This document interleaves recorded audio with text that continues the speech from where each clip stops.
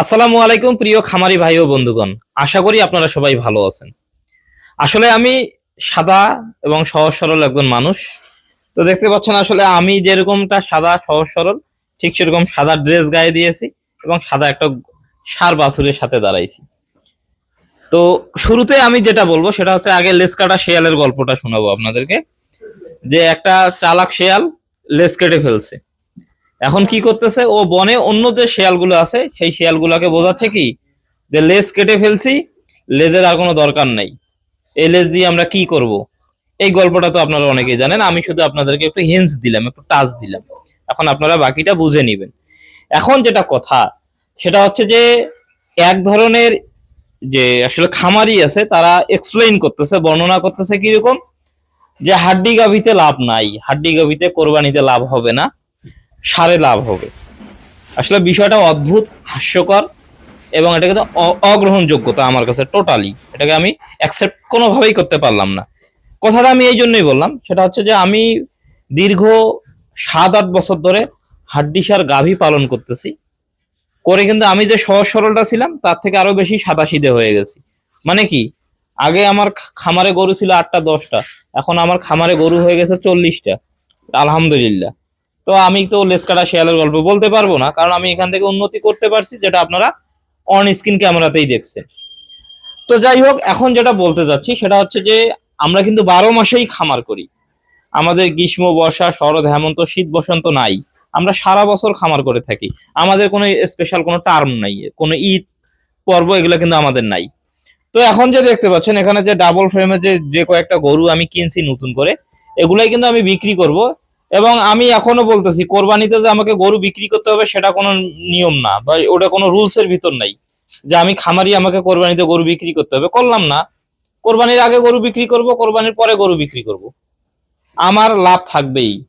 কোরবানিতে গরু বিক্রি করলাম না, সমস্যা কি? কোরবানিতে ওই সময় গরু বিক্রি করে পকেটে হাত দিয়ে ঘুরে বেড়াবো, কোনো চাপ নিব না। আবার নতুন করে আরেকটা কথা বলতে যাচ্ছি, সেটা হচ্ছে যে কাজ করব এবং যতদূর কাজ করতেছি আসলে কথায় বেশি উত্তর দিব না এখন থেকে। তো চেষ্টা করব আমার যে কর্ম, আমার যে দৈনিক যে কাজ আছে এগুলার দ্বারাই প্রমাণ করব যে আসলে হু এম আই, আমি আসলে কে। এটা কিন্তু আমি আমার কাজেই প্রমাণ দেওয়ার চেষ্টা করব।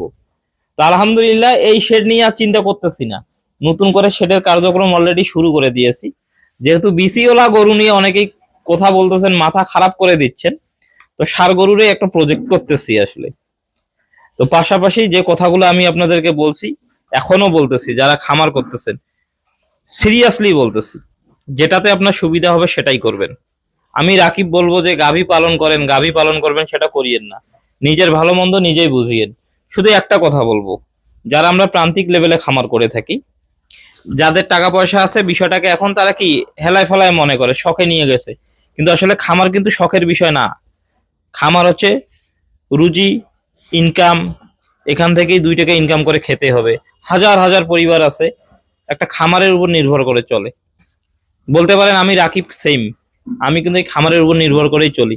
সুতরাং এই হাড্ডি গাভীকে বিদ্রুপ করার কোনো অপশন নাই, বা ষাঁড় গরুকেও আসলে ছোট করে দেখার কোনো অপশন নাই। খামার দুইটাতেই লাভজনক আছে, দুইটাই করতে পারলে দুইটাতেই লাভ আছে। তার মানে এই না যে আমি এমন ভাবে বর্ণনা করব যে ষাঁড় ছাড়া বাকিগুলো সব বলদ, মানে যে ষাঁড় পালন করতেছে ও একাই চালাক আর বাকি সব বলদ, এইভাবে এক্সপ্লেন করা যাবে না। প্রতিটাতেই লাভ আছে। তো যাই হোক, ওই যে কথাটা বললাম, লেস কাটা গল্প আসলে এমন ভাবে উপস্থাপন করছি, এখন আসলে যারা ষাঁড় পালন করতেছে এমন ভাবে উপস্থাপন করছে, চাইলেও কিন্তু এটাতে আর কনভার্ট হইতে পারবে না, লজ্জায় লাগবে, বিবেকে লাগবে। কিন্তু আমি রাখি মনে করি যেটা, ষাঁড়, গাভী, বাছুর সবগুলাই আমি পালন করব, প্রতিটাতেই লাভ বের করে আপনাদেরকে দেখাবো। সুতরাং আপনাদের ভালোর জন্যই যেহেতু আমি ভিডিও করে থাকি, তো আপনাদের উদ্দেশ্যেই বলতেছি, আপনারা যেটাতে লাভ মনে করবেন সেটাই করবেন। আর আগামীকালকে ওই ডাবল ফ্রেমের বডিগুলোকে কতগুলো করে খেতে দিচ্ছি এই বিষয় নিয়ে একটা ভিডিও দিব। আজকের ভিডিও এই পর্যন্তই। সবাই ভালো থাকেন, সুস্থ থাকেন।